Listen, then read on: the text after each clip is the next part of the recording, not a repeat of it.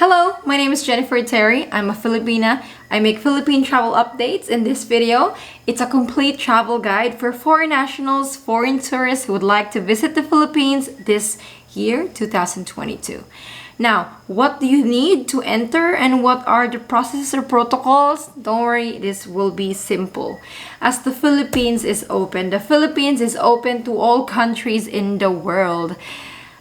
Just a catch. You need to be fully vaccinated if you want to come and visit as a foreign national. Yes. Well, 157 countries can enter the Philippines visa-free, just like pre-pandemic times, just like normal times. If you are an American tourist, a Canadian, an Australian, a UK national, a South Korean, a Japanese, you can come in the country without needing to apply for a visa, just your passport, and you will be given a visa-free entry and stay for 30 days. Yes, and that's absolutely free. There is no fee upon arrival. We don't have that here. While for visa-required nationals, you may apply for a 9A visa at the Philippine embassies or consulates abroad. That was just announced last April 1. Is there quarantine, Jennifer? There is no quarantine. As long as you're fully vaccinated, when you finish the process at the airport, you can go straight to wherever you want to go. You want to go to Boracay or meet a friend or a family or a lover here, you are free to go. Now, is the Philippines in lockdown? Are we relaxed? Yes, we are very relaxed, very chill. There's no lockdown here. Our COVID cases as of the moment is very low.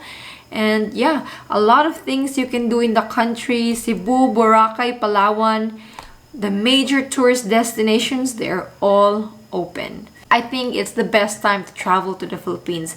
It's the summer season and our restrictions are very, very loose. Now, what do you need to enter the Philippines?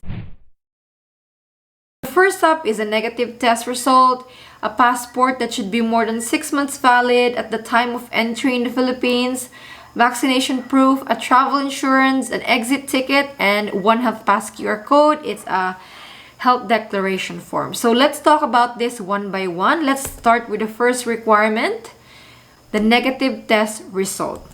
So the test can either be RT-PCR or an antigen test. If it's an RT-PCR, it can be a test that is taken within 48 hours before your flight to the Philippines.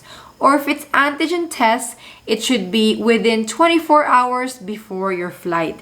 If you're looking for something cheap, more convenient, antigen test would be your best option. No, you can get tested at the pharmacy or at the laboratories or at the hospital. The important thing is that if it's antigen test, it has to be laboratory based, or at least there should be a certificate that is issued to you. So a home antigen test kit without a certificate from a laboratory or from a pharmacy or clinic will not be accepted. Now the basis of this test is departure. So just get tested 2 days before your flight if it's RT-PCR, or if it's antigen test within a day before your flight. So it doesn't matter if your test is already expired upon arrival, it will still be accepted because the basis is just departure. And if you ever have a layover in other countries, the basis will always be your origin country. As long as in your layovers, you don't leave the airport, you don't exit. So self-transfers may change the basis of your testing. So if you're traveling, I think it's best to avoid self-transfer wherein you have to go through an immigration of another country. It's best if it's a continuous travel and you don't exit the terminals in your layover countries. So antigen test or RT-PCR. Next up is your vaccination proof. So you need to be fully vaxxed. You need to show proof that you are indeed fully vaxxed. Just a reminder that to be considered fully vaccinated in the Philippines, you must have received your second dose 2 weeks before arriving in the Philippines. Or if it's a single shot like J&J, it has to be 2 weeks as well. Now, booster shot is not yet required. While for your vaccination proof, the national or state digital certificate issued by your countries, if you're vaccinated in the US and you have a white CDC card, that is accepted. while these countries' vaccination proof will be accepted in the Philippines. There's USA, Canada, UK, New Zealand, Australia, Germany, Japan, South Korea, Thailand, Taiwan. And these vaccination proof of these countries will be accepted. While for other countries, you may secure a WHO yellow card or international certificate of vaccination or prophylaxis for your accepted proof of vaccination. Reminder that this vaccination proof requirement is only for foreign nationals who are 12 years old and older. If you have kids traveling with you and they are under 12, let's say 5 years old, 6 years old, 11 years old, it's okay if they are unvaccinated. They will follow the vaccination status of the parent or parents or guardians traveling with them. Next requirement is the travel insurance. Travel insurance is required for foreign tourists and holders of 9A visas. This travel insurance must have a COVID-19 coverage of at least $35,000. If it's a foreign currency, you just have to convert it that it should be equal to $35,000 or more. Majority of insurances cover that amount even more. So that's easy to find an insurance that would cover such amount. The most important thing is that it has COVID-19 coverage that should cover the duration of your stay in the Philippines. So I would recommend Safety Wing. They're very easy to purchase. The certificate, which you can use, will be released in 30 minutes from the time of purchase. And a lot of travelers have already used them, and so far, they've all been successful. Other insurance companies that are popular is Trawick International, AXA Alliance, United Healthcare, Travelex, World Nomads. These are popular as long as they have COVID coverage of at least 35,000 or even more. That is fine. Now, the cost of your insurance will always depend on your age, on the duration, on the travel cost if you're availing cancellation coverage. But on the duration, let's go back to that. So how many days insurance do we need, Jennifer? If you are coming from a visa-free country like the US, Canada, UK, South Korea, Netherlands, Germany, Belgium, a 30 days insurance is totally fine. While if you're staying less than 30 days, then you just follow your exit ticket. So for example, 2 weeks stay, then just 2 weeks insurance. But if let's say you are planning to stay 6 months, but you are entering visa-free, like for an example, an American who is planning to stay 6 months, he is coming visa-free, he is only initially allowed for 30 days. So just get a 30 days insurance. And don't worry, for your extension of stay at the Bureau of Immigration, it will not be required. Insurance is not required for extension of stay. So visa-free nationals can just get a 30 days insurance. Because, why are you saying that, Jennifer? Because the next requirement will explain that. Exit ticket. Yes, foreign tourists need to show an exit ticket leaving the Philippines to make sure that you will not overstay on your allowable stay. So for visa-free nationals under EO 408, the countries I've shown to you, those who will be entering the Philippines visa-free, an exit ticket leaving the Philippines not more than 30 days. This exit ticket can go anywhere. For example, you can get a ticket that is leaving the country in 2 weeks going to Singapore or going back to your origin country. So it's anywhere. It's anywhere.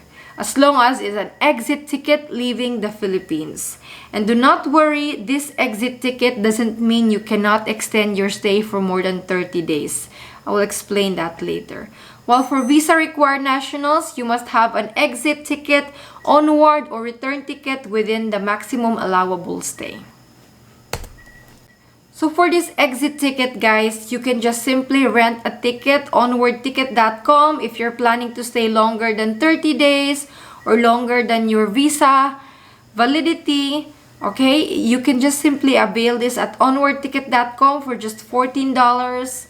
You buy this ticket and it's a valid ticket. Actually, you can even check it on the airline. It's valid and you can use that to show that you have satisfied this requirement without costing a lot of money because exit ticket can be expensive. For example, if you rebook your flight, no, some flights you may have to pay fare difference. So this onwardticket.com will save you a lot of dollars, and you just buy it and you never have to think about it again.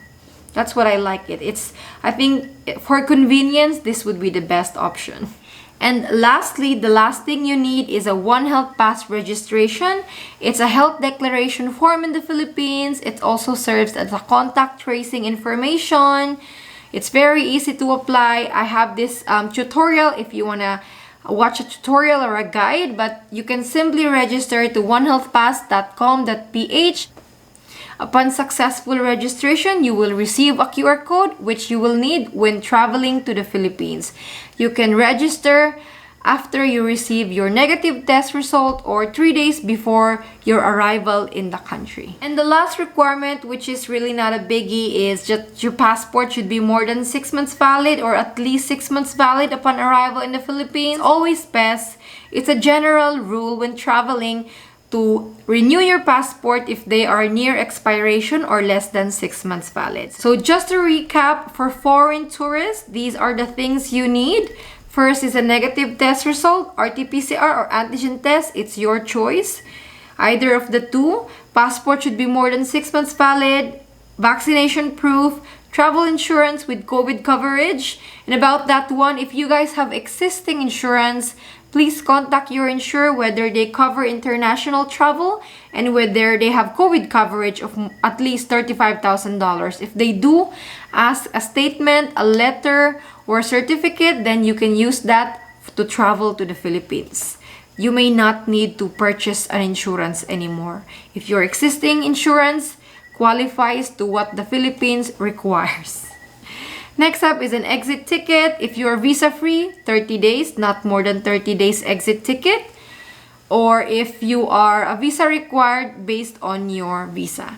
And then One Health Pass QR code that is required for all passengers regardless of age and vaccination status. Now let's go answer some questions, some general questions. Can I stay longer than 30 days? Yes, as long as you apply for visa extensions at the Bureau of Immigration Office. Next up is, I am unvaccinated. Can I enter? Sorry, no. This vaccination requirement is required for all foreign nationals aged 12 years old and older. I have received 1 shot of J&J. Am I considered fully vaccinated? Yes.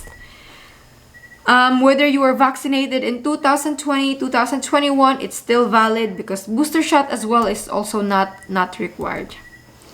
Next up is, I am traveling with an unvaccinated child. Will we undergo quarantine? No, as long as they are under 12. Next is, I am an American who want to visit the Philippines. What do I need to prepare? I just explained it, these things. I have all the important links in the description box. I am a Pakistani national. I have a Filipino girlfriend in the Philippines. I want to see her. Can I apply for a visa to enter the Philippines? Yes. Please contact the Philippine Embassy or consulate near you. The $35,000 insurance, I don't have that much money. Well, you don't need $35,000 to travel to the Philippines. The $35,000 is just the coverage of the insurance. The insurance can be just $50, $40. Some can even others even offer it for $20. You can use squaremouth.com to check it out. Cheap insurance there. So this is all for this video, guys. If you have any more questions, comment down below and I may make a separate video answering these questions. Yeah, and you can rely to the information I have given to you. They're all from government websites. I'll put the link for the sources of information in the description box. I'll see you with another travel update. Stay safe and God bless.